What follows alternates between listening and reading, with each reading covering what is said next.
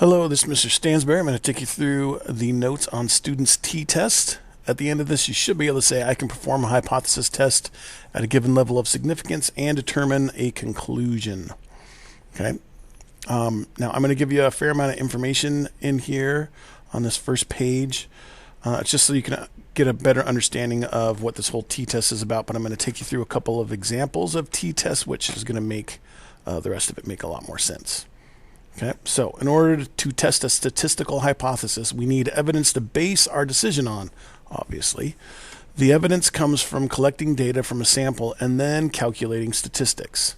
Okay, so a test statistic summarizes the information in a sample, and there's a way to calculate the test statistic with this formula here. Now, we can also do this on the graphing calculator, which is what I want to show you here in a little bit. You can do it by hand, but it's not necessary. I'm not going to ask you to do that. Okay. And then there's also something called a p-value of a test. The p-value of the test statistic is the probability of that result being observed if the null hypothesis is true. Also, we're going to figure this out on the graphing calculator as well. Okay. Now, here are the steps for a student's t-test for a population mean. Got all these steps. I'd read these all off to you, but I think that these steps will make a lot more sense and seem a lot less intimidating when you see it with an example. Okay, so I'm going to put that example up here. Kumar cooks mini keyboard waffles. He randomly selects 20 of them and finds that the mean weight is 680 grams with a standard deviation of 18 grams. If the advertised weight is supposed to be 675 grams, is there evidence that the advertised weight is inaccurate? Okay, so what we're going to do is we're going to go through these 6 steps. Okay, now step 1, state the null hypothesis. Null hypothesis should always be everything's fine, there's nothing inaccurate, everything is as what they say it should be. Okay, so we need to actually write out ourselves a null hypothesis. Okay, so our null hypothesis can be the advertised weight is accurate. Okay, we also have to have an alternative hypothesis, and that's that the advertised weight is inaccurate. Okay, so we've got our null hypothesis and alternate hypothesis. Okay, state the significance level. In the problem, it should always give you state the significance level for you. Most often, it's usually a 5% significance level. So that means we're going to put in 0.05 is our significance level. Okay. Calculate the value of the test statistic. This is going to be done in the graphing calculator. This will be a result after we put all of our info in. So we're going to skip that piece for now. Okay. Calculate the p-value using this table here. Okay. So there's 3 different possible ways we can test to see if there's some inaccuracies in here. So we can say we think that it's going to be higher than what is advertised. We think the actual mean is going to be lower than what is advertised, or we basically are just saying the mean is not going to be what's advertised. We don't know if it's going to be high or it's going to be low. Okay, that's basically what those 3 mean. Okay, and we've got these capital T and little t. So remember, little t is the test statistic. That's going to come up on our graphing calculator. And then the capital T is going to be our p-value. Okay, so I'm basically going to kind of ignore this piece right here, and we're going to just kind of go with this over here. I think it'll make a little bit more sense. So originally we weren't sure if it was going to be more than, like before we looked at the data, we didn't know if it was going to be more or less than what it was advertising. So we're basically going to go with this one here. Okay. And there's other instances, and I'll try to show you at least one of these where you would want to use the greater than or the less than instead. Okay. Step 5, reject our null hypothesis if our p-value is greater than this alpha here. Remember, alpha is our significance level here, so that is, scribble that out, 0.05. Okay, and then we're going to interpret our decision. So here's what we need to do. We're going to put all this lovely data here into the graphing calculator, and I'm going to show you how to do that. Okay, so what we've got here is we're going to go into statistics, okay, and we're going to do a test. So we're going to go over to test, and we're going to do the t-test because it says right up here, students t-test. So we push enter. Hopefully there's nothing in there, and there isn't, so that's good. Now, you could have a bunch of raw data that you're putting in, and if so, then that would be in the list, but we're not using raw data. We actually have the statistics. So we're going to push stats and push enter, and now we're going to put in our important information.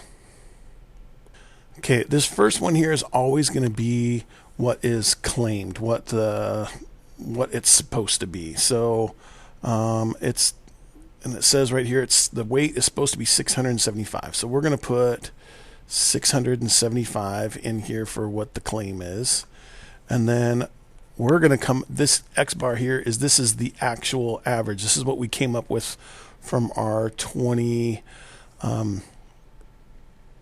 Let's see, we randomly selected 20, our 20 samples. That's what I was trying to spit out. Okay. And found that our mean weight was 680. So we're going to put 680 in here.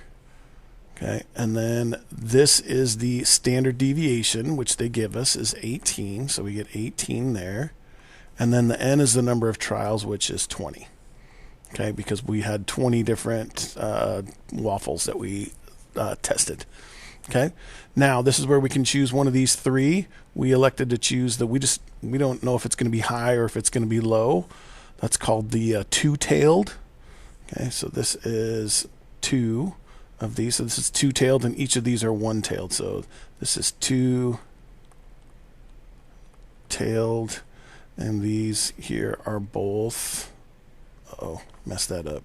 Let's try that again. These are one-tailed. You get the idea. Okay. Sorry, back to what we were up to. So we push enter here, and then we don't care what the color is. We just want to go down to calculate, and we push enter. Okay, and now it gives us our important information. Okay, so this here is saying we were trying to figure out, what the chances if that it's not going to be 675 or somewhere in that neighborhood. Okay, our T statistic in this case here is 1.24, which is going to help us. That went into these calculations too, I believe. So our p-value here is 0.229. So reject HO if our p-value is less than this here. So we've got our p-value is 0.229. That's probably not the best way to do that, huh? You can't really read that. So we've got 0.229. Is that less than or equal to 0.05? Okay, so that was our p-value. And then this is what we found. This was our mean and our standard deviation and the number of trials that we had. Okay, so we've got our information that we need. In fact, it probably wouldn't hurt to even write this our test statistic down, because they're going to want that in several different spots. They're going to ask you for that in your assignment, but 1.24 is what T equals. So reject the null hypothesis if the p-value is less than 0.05. This p-value is not less than 0.05. So we would reject it if it was. So we're not going to reject it. So don't reject HO. That's an O, which basically means, so if we're not going to reject it, that means we're going to, so accept HO, which means that the advertised weight is accurate within a 5% significance level. So the advertised weight is advertised weight is accurate. Okay, because it says interpret your decision in the context of the problem, write your conclusion in a sentence.